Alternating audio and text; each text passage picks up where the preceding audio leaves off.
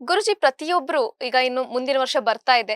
So ಕೆಲವೊಂದು ಕಾರ್ಯಗಳು ವಿಳಂಬವಾಗಿರುತ್ತೆ. ಆ ಕಾರ್ಯಗಳನ್ನ ಮುಂದಿನ ವರ್ಷ ನಾವು ಪೂರ್ಣಗೊಳಿಸಬೇಕು ಅನ್ನೋ ಒಂದು ಇಂಟೆನ್ಷನ್ ಹೊಂದಿರ್ತಾರೆ. ಅದೇ ರೀತಿ ತುಲಾ ರಾಶಿಯವರು ಅವರಿಗೂ ಕೂಡ ಕಾರ್ಯ ವಿಳಂಬ ಆಗಿರುತ್ತೆ. ಅವರ ಕಾರ್ಯಗಳು ಮುಂದಿನ ವರ್ಷ ಸಿದ್ಧಿಸುತ್ತಾ ಅಥವಾ ಯಾವ ರೀತಿ ಶುಭ ಫಲಗಳು, ಅಶುಭ ಫಲಗಳಿವೆ ಅವರ ರಾಶಿಯಲ್ಲಿ ಅಂತ ತಿಳಿಸಿಕೊಡೋದಾದ್ರೆ? ತುಲಾ ರಾಶಿ ಆ, ಮೇಷರಾಶಿಯಿಂದ ಸಪ್ತಮ ರಾಶಿ ಅಂದರೆ ಮೇಷರಾಶಿ 1ನೇ ರಾಶಿ ಆದರೆ ಸಪ್ತಮ ಸ್ಥಾನ ರಾಶಿ ಬಂದು ತುಲಾ ರಾಶಿ ಅಂತ ಹೇಳ್ತೀವಿ. ಇದಕ್ಕೆ ಅಧಿಪತಿ ಶುಕ್ರನೇ ಅಧಿಪತಿ ಆಗಿರ್ತಾನೆ. ತುಂಬ ನಾಲೆಡ್ಜ್ ಇರ್ತದೆ. ತುಲಾ ಅಂದರೆ ಬ್ಯಾಲೆನ್ಸ್. ಏನೇ ಒಂದು ಕಷ್ಟ ಬಂದರೂ ಬ್ಯಾಲೆನ್ಸ್ ಮಾಡೋಕ್ಕೆ ಟ್ರೈ ಮಾಡ್ತಿರ್ತಾರೆ. ಹ್ಮ್.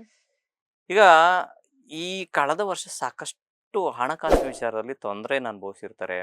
ಯಾಕೋ ಅಸಮಾಧಾನವಾದಂತಹ ಜೀವನವನ್ನು ಸಾಗಿಸಿರ್ತಾರೆ. ಸ್ವಲ್ಪ ನಿಷ್ಠೂರವಾದಿಗಳು ಸಹ ಆಗಿರ್ತಾರೆ. ಸಾಮಾನ್ಯವಾಗಿ ಕೆಲವೊಂದು ರಾಶಿಯವರು ಯಾರು ತುಲಾ ರಾಶಿಯಲ್ಲಿ ಜನನವಾಗಿರ್ತಾರೋ ಕೆಲವೊಬ್ಬರಿಗೆ ಇದನ್ನ ಖಂಡಿತವಾಗ್ಲೂ ಅನುಭವಿಸಿ 100ಕ್ಕೆ 70% ಜನ ಇದನ್ನ ಅನುಭವಿಸಿರ್ತಾರೆ. ಇನ್ನು 30% ಜನ ಏನೋ ಅವರು ಮಾಡಿರೋ ಪುಣ್ಯ ಕಾರ್ಯಗಳಾಗಿರ್ಬೋದು, ತಂದೆ ತಾಯಿಗಳ ಒಂದು ಆಶೀರ್ವಾದಗಳಾಗಿರ್ಬೋದು, ದೈವಾನುಗ್ರಹ ಆಗಿರ್ಬೋದು, ಚೆನ್ನಾಗಿ ಹೋಗ್ತಾ ಇರುತ್ತೆ.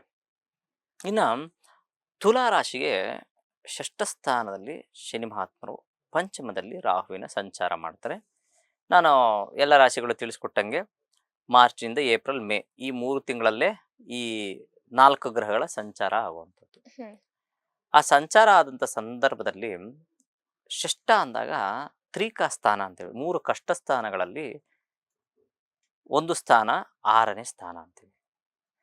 ಅದರಲ್ಲಿ ಶನಿ ಮಹಾತ್ಮರು ಸಂಚಾರ ಮಾಡಬೇಕಾದ್ರೆ ಸ್ವಲ್ಪ ಇನ್ನ ನಾನು ಏನೋ ಮಾಡಬೇಕು, ಯಾಕೋ ನನ್ನ ಸಕ್ಸಸ್ ರೇಟ್ ಕಮ್ಮಿನೇ ಇದೆ, ಕಷ್ಟಗಳ ಮೇಲೆ ಕಷ್ಟಗಳು ಬರ್ತಾ ಇದೆ. ಆದರೆ ಪಾಪಗ್ರಹಗಳು ಆ, ಈ ತ್ರಿಕಾ ಸ್ಥಾನದಲ್ಲಿ ಸ್ಥಿತವಾದರೆ ಒಳ್ಳೆಯದು ಅಂತ ಹೇಳ್ತಾರೆ.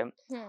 ಆದರೂ ಸಹ ಇವರಿಗೆ ಗುರುಬಲ ಬಂದಿರೋದ್ರಿಂದ ಸ್ವಲ್ಪ ಆ ಕಷ್ಟಗಳು ಸಹ ದೂರವಾಗುತ್ತೆ.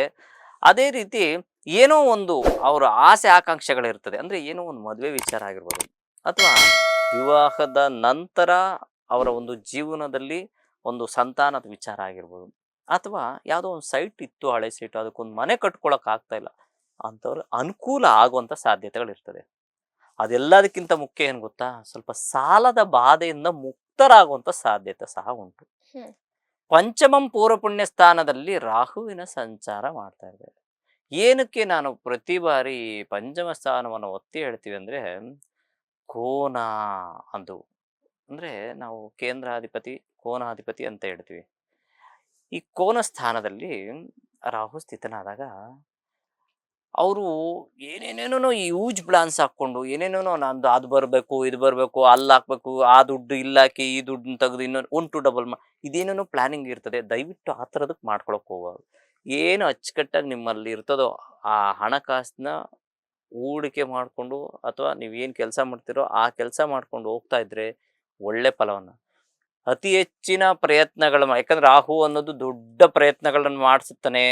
ಆದರೆ ಲಾಸ್ ಆಗುವಂಥ ಸಾಧ್ಯತೆಗಳು ಸಹ ಉಂಟು. ಯಾಕೆ ಲಾಸು?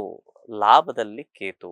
ಸೊ ಯೋಚಿಸಿ ನೀವು ಏನಾದರೂ ಹೂಡಿಕೆ, ನಾನು ಶೇರ್ ಮಾರ್ಕೆಟ್ ಮಾಡಬೇಕು ಅಥವಾ ಸ್ಟಾಕ್ ಮಾರ್ಕೆಟಿಂಗ್ ಮಾಡಬೇಕು, ಇದೆಲ್ಲ ಸ್ವಲ್ಪ ಯೋಚನೆ. ಗುರುಬಲ ಬಂದಿದೆ ಅಂತ ನಾನು ಹೇಳಿದ ತಕ್ಷಣ ಟಕ್ಕಂತ ಹೋಗ್ಬಿಟ್ಟು ದುಡ್ಡು ಹಾಕ್ಬಿಟ್ಟು ಆದ್ರೆ ಲಾಸ್ ಮಾಡ್ಕೊಂಥದ್ದು ಬೇಡ. ತುಲಾ ರಾಶಿಯವರು ಅಂದರೆ ಬೇಗ ಆತುರ ಸ್ವಭಾವ, ದುಡ್ಡಿನ ವಿಚಾರದ, ಹಣಕಾಸಿನ ವಿಚಾರದಲ್ಲಿ ಬೇಗ ಆತುರ ಸ್ವಭಾವ ಮಾಡ್ತಾರೆ. ಆ ವಿಚಾರದಲ್ಲಿ ಸ್ವಲ್ಪ ಅಲರ್ಟ್ ಆಗಿದ್ರೆ ಒಳ್ಳೆಯದು. ಇನ್ನು ಮಿಕ್ಕೆಲ್ಲ ವಿಚಾರದಲ್ಲೂ ಸಾಧಾರಣವಾದಂತಹ ಫಲವನ್ನ ಖಂಡಿತ ಕಾಣುವಂಥ ಸಾಧ್ಯತೆ ಇರ್ತದೆ. ಸರಿ ಗುರುಜಿ. ಇನ್ನು ಹಣಕಾಸಿನ ವಿಚಾರ ಅಂತ ಬಂದಾಗ ನಮಗೆ ಮೊದಲು ನೆನಪಾಗೋದೇ ಲಕ್ಷ್ಮೀ ದೇವತೆ. ಹೀಗಾಗಿ ಲಕ್ಷ್ಮೀ ದೇವತೆ ಆರಾಧನೆ ಮಾಡಿದ್ರೆ ಒಳ್ಳೇದಾ ಅಥವಾ ಬೇರೆ ಯಾವ ದೇವರ ಮೊರೆ ಹೋದ್ರೆ ಇವರಿಗೆ ಒಳ್ಳೇದಾಗತ್ತೆ ಅಂತ? ಇಲ್ಲ, ನೀವು ಹೇಳಿದ್ರಲ್ಲಿ 100ಕ್ಕೆ 100 ನಿಜ. ಆ ಮಹಾಲಕ್ಷ್ಮಿಯ ಆರಾಧನೆನೇ ಅತಿ ಮುಖ್ಯವಾಗಿರ್ತದೆ. ಮಹಾಲಕ್ಷ್ಮೀ ಚ ವಿದ್ಮಹೇ ವಿಷ್ಣು ಪತ್ನೀತ ಧೀಮಹಿ ತನ್ನೋ ಲಕ್ಷ್ಮೀ ಪ್ರಚೋದಯಾತ್. ಈ ಒಂದು ಮಂತ್ರವಾಗಿರ್ಬೋದು, ಅಥವಾ ಯಾವುದಾದ್ರೂ ಓಂ ಶ್ರೀ ಮಹಾಲಕ್ಷ್ಮೀ ನಮಃ ಅನ್ನೋ ಒಂದು ಮಂತ್ರ ಆಗಿರ್ಬೋದು, ಯಾವುದಾದ್ರೂ ಸಹಿ ಮಹಾಲಕ್ಷ್ಮಿ ಒಂದು ಆರಾಧನೆ ಮಂತ್ರವನ್ನು ಮಾಡಿದ್ರೆ ತುಂಬ ಒಳ್ಳೆಯದಾಗುತ್ತೆ. ಅದರಲ್ಲಿ ಅವರು ಉತ್ತರೋತ್ತರ ಅಭಿವೃದ್ಧಿನೂ ಸಹ ಕಾಣುತ್ತಾರೆ. ತುಲಾ ರಾಶಿಯವರ ಹಣಕಾಸಿನ ಅಭಿವೃದ್ಧಿ ಹಾಗೂ ಶುಭ ಅಶುಭ ಫಲಗಳ ಬಗ್ಗೆ ಸಾಕಷ್ಟು ಮಾಹಿತಿಯನ್ನು ತಿಳಿಸಿಕೊಟ್ರಿ ಗುರುಜಿ. ಧನ್ಯವಾದ. ನಮಸ್ಕಾರ. ವೀಕ್ಷಕರೇ, ಇದಾಗಿತ್ತು ಈ ಹೊತ್ತಿನ ವಿಶೇಷ. ನೋಡ್ತಾ ಇರಿ ಬಾಸ್ ಟಿವಿ ಕನ್ನಡ. ಲೇಟೆಸ್ಟ್ ಹಾಗೂ ಇಂಟ್ರೆಸ್ಟಿಂಗ್ ಸುದ್ದಿಗಳಿಗಾಗಿ ಬಾಸ್ ಟಿವಿ ಕನ್ನಡ ಚಾನೆಲ್ನ ಸಬ್ಸ್ಕ್ರೈಬ್ ಮಾಡಿ. ಹಾಗೆಯೇ ಬೆಲ್ ಐಕಾನ್ ಪ್ರೆಸ್ ಮಾಡಿ. ಇದರ ಜೊತೆಗೆ ಫೇಸ್ಬುಕ್, ಇನ್ಸ್ಟಾಗ್ರಾಮ್, ಎಕ್ಸ್ನಲ್ಲೂ ಮಿಸ್ ಮಾಡದೆ ಫಾಲೋ ಮಾಡಿ.